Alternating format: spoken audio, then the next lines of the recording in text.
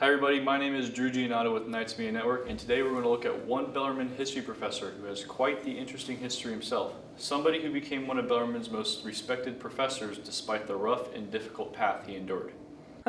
Wow. Dr. Fedja Buric is a history professor and former student here at Bellarmine.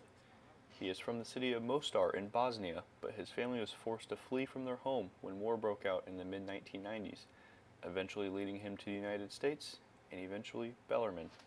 So the first part of the war from 92 to 93 was basically Serbs attacking the city.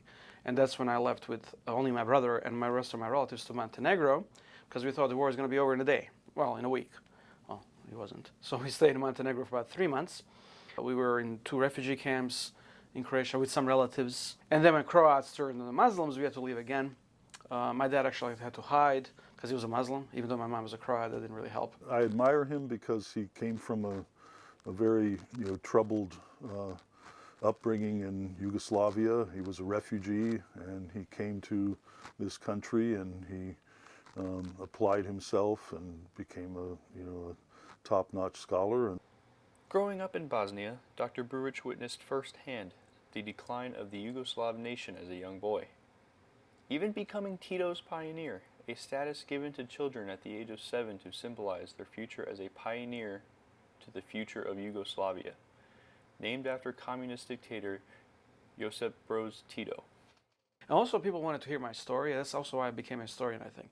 Even in high school, my teacher kept asking me to revise this essay on Bosnia. It was kind of annoying. Like, okay, I wrote it like 3 times. How many more times do you want me to write? But she's like, no, keep telling this story. So I kept writing, and I became a historian. So. I mean, that's got to be tough coming from that kind of situation over to a completely different country and then having to, adapt yourself to a new life when you're coming of age. But if it's something like Nazism, you can say 1920s, right? Rounded to the decade. However, Dr. Buric's story isn't solely what got him to be one of the most recommended professors by Bellarmine students. Students are quick to describe Dr. Buric as cool, hilarious, and fun, but also effective and an overall great professor. I think he brought a very unique perspective to his class, and I've always appreciated that. I like to know homework, and I like to know tests. But yeah, he's funny, he's nice, and he knows what he's talking about. Some professors don't, and it's really annoying, and he does. If I were going to be a history professor, he would be one that I would try to emulate. Well, I want him to be, I know, again, this is overused, career ready. I hate that word.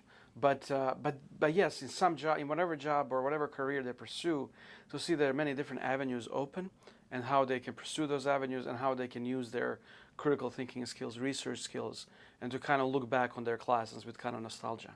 But before we do that, again, I want to kind of go over, and again, this is kind of straightforward. And while Dr. Buric may care deeply for all of his again, students, you took there is one person who he isn't quite a fan of. He does have a particular dislike for James Franco. Wow. I don't really hate him. He really outed the professor for giving him a D even though he never came to class. That's when I started, and then I heard he has a mural in Vienna, that he's an artist. Like, no, you're not. So, and that's kind of started this kind of joke.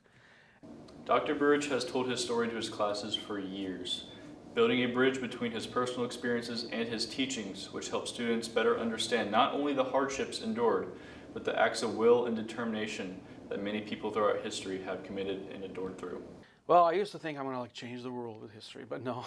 Now what I want him to do is basically leave my class. In my gen ed classes, I want him to leave the class just having some more general understanding of history, 20th century history. That's literally, and kind of their place in it. Dr. Buric has always been known for his kindness and willingness to help. So he ended with a little piece of advice and encouragement to help students get through their next few years at Bellarmine. Whatever they tell you, do know that your 4 years in a liberal arts school are worth it. And I know I came in as a pre-med major, and when I changed majors from pre-med biology, which I didn't like, not that biology is great, that I panicked, like what would I do? And you don't have to go to grad school to be, but enjoy it, and pursue your interests, because that's really the only time you're going to have, unless you go to grad school, where you really pursue your knowledge, so your interests. So don't let anybody else tell you otherwise. So. This has been Drew Giannato with Knights Media Network.